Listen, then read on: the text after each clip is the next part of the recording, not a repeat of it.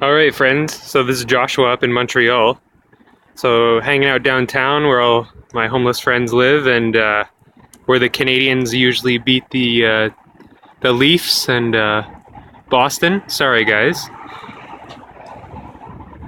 So this is my Gardiner version 2 backpack. It's pretty sick. A high mod pole, big Gardiner commercial brush, big gooseneck. So about 6 gallons of water.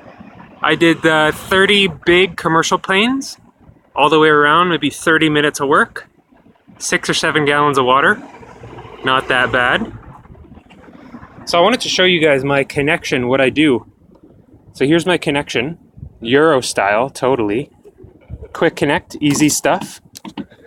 Ball to protect it. When I need extra tube, I need 35 extra feet of this awesome aquadapter tube. I just quick connect, unquick connect that. Got 30 more feet. If not, that's what stays on my my mobile unit.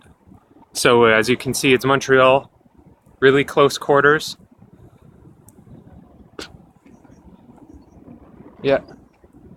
So that's the Gardiner backpack version 2. Highly recommend it.